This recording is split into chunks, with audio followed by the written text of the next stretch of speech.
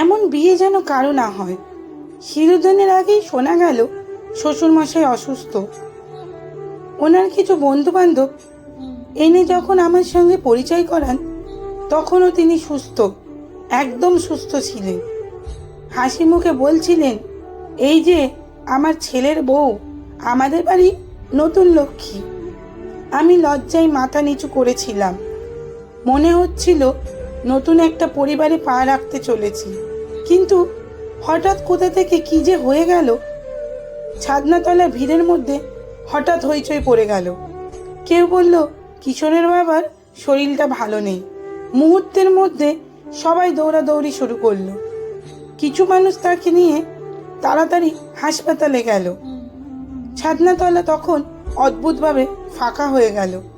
একটু আগেও যেখানে হাসি, উলুধ্বনি আর শঙ্খধ্বনি হচ্ছিল, সেখানে এখন শুধু উৎকণ্ঠা আর উদ্বেগ। আমি কোণের সাজে চুপচাপ বসে রইলাম। লাল বেনারসি, মাথায় ঘোমটা, হাতে শাখা পলা সবই ছিল, কিন্তু মনে হচ্ছিল যেন সব আনন্দ কোথায় হারিয়ে গেছে। শুধু কিশোর যায়নি, সে ছাদনাতলাতেই বসেছিল। মাঝে মাঝে আমার দিকে তাকাচ্ছিল, আবার চুপ করে অন্যদিকে তাকিয়ে থাকছিল। মনে হচ্ছিল ওর বুকের ভেতরেও অনেক ঝড় চলছে। প্রায় 1 ঘন্টা কেটে গেল। তারপর খবর এলো শ্বশুরমশাই এখন একটু ভালো আছেন।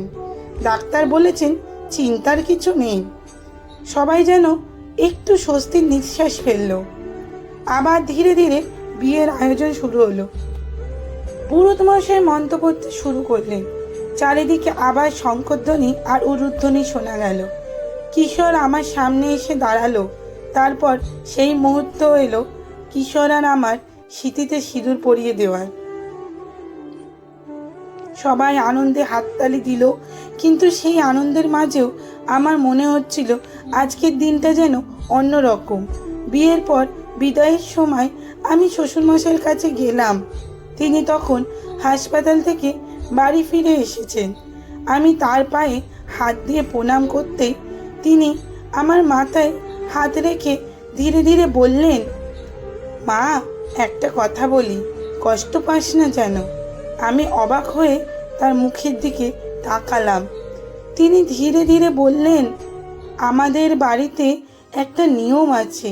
এই বাড়ি একমাত্র ছেলের বিয়ে হলে বৌমা 1 বছর নিজের বাড়ি যেতে পারে না, খেতেও যেতে নেই। আমার বুকটা হঠাৎ কেঁপে উঠল। তিনি আবার বললেন, আমি জানি এটা কঠিন, কিন্তু বহুদিনের নিয়ম। আর কিশোর তো আমাদের একমাত্র ছেলে। আমি আর কোনো কথা বলতেই পারলাম না। চোখের জল চলে এলো। শূন্য দুহাতে আমি আরও শক্ত করে চেপে ধরলাম কিশোরকে। মনে মনে ভাবলাম, জীবনের এই নতুন পথে কত অজানা নিয়ম, কত অজানা অপেক্ষা আছে। কিন্তু ভালোবাসা থাকলে অপেক্ষারই একদিন শেষ হয়, আর সেই অপেক্ষার শেষেই শুরু হয় নতুন জীবনের গল্প। কলমে বাবুরাম মণ্ডল আর পাঠে অঞ্জলি ঘোষ। গল্পটি যদি আপনাদের ভালো লেগে থাকে তাহলে লাইক, কমেন্ট ও শেয়ার করার অনুরোধ রইল। এরকম আরও গল্প পেতে আমার চ্যানেলটি অবশ্যই ফলো করে রাখুন। ধন্যবাদ।